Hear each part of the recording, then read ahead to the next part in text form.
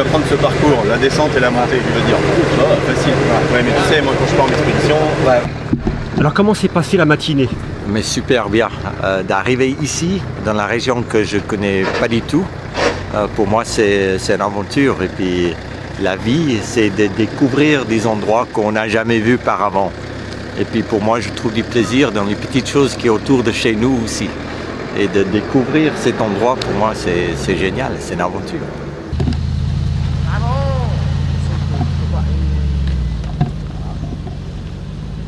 Oui, ça fait maintenant 17 ans que je suis sponsorisé par Mercedes.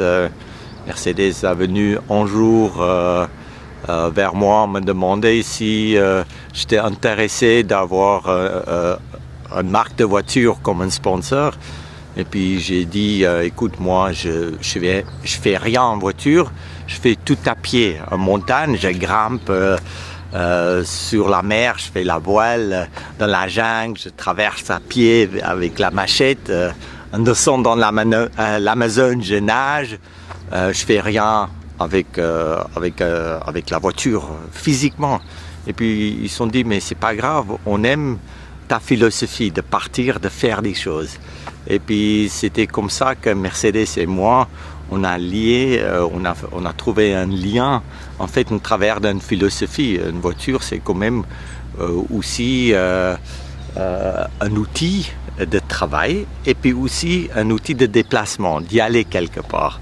Et puis aujourd'hui, d'être ambassadeur d'un classe G qui me permettent aussi pas de survoler mes obstacles en hélico ou en avion, mais de passer sur les terrains, ça rend l'aventure plus vraie pour moi.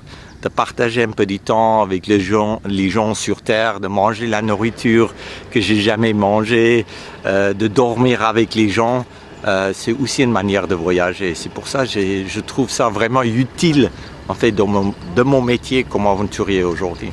C'est la première fois que vous participez à l'émission Top Gear? Oui, c'est la première fois, peut-être pas la dernière fois. J'adore l'ambiance. Les gens sont très, très ouverts avec un esprit pas trop sérieux, mais des choses qu'ils font, c'est sérieux. Et puis c'est ça que j'aime bien. Tout le monde prend la vie trop sérieux aujourd'hui. Et puis pour moi, d'avoir un peu des gens autour de toi qui te laissent la liberté d'être qui tu es, c'est génial et c'est très rare en fait dans la télévision aujourd'hui. Je suis actuellement sur un projet autour du monde en passant par du pôle sud et pôle nord. Là, à ce moment, j'ai un bateau, un voilier qui a une préparation à Manille, aux Philippines, sur les îles de Philippines, pour aller au pôle Nord. Et puis bientôt, je vais quitter les Philippines avec mon bateau, rentrer dans les droites de Bering, et puis après, je vais essayer de traverser en fait les pôles Nord, comme j'ai traversé les pôles Sud l'année passée. D'accord. Dernière question, est-ce qu'il y a une aventure que vous n'avez pas encore tentée, que vous aimeriez faire dans les années à venir? Quelque chose que vous n'avez jamais fait et qui vous tente vraiment? Après 30 ans, il y a toujours des choses à faire. Et puis on pense qu'on arrive au bout de notre vie à 52 ans, mais c'est là où on découvre en fait que la vie commence.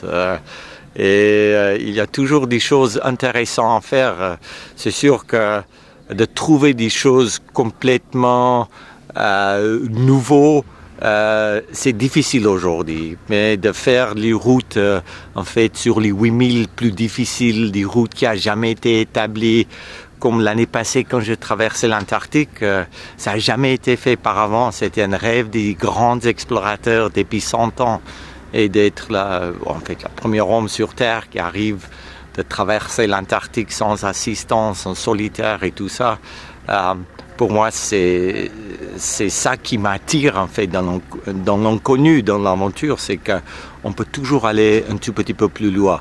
C'est sûr qu'il y a un moment qu'on prend des risques, c'est sûr que c'est engagé, mais quand tu as envie de rester vivant, la peur de perdre n'existe quasiment pas. Mais une fois que l'envie de gagner devient plus fort que la peur de perdre, c'est là que tu peux toujours partir pour faire des choses qui sortent en fait de l'ordinaire. Je suis juste un homme ordinaire qui fait des choses qui sortent un peu de l'ordinaire. Ouais.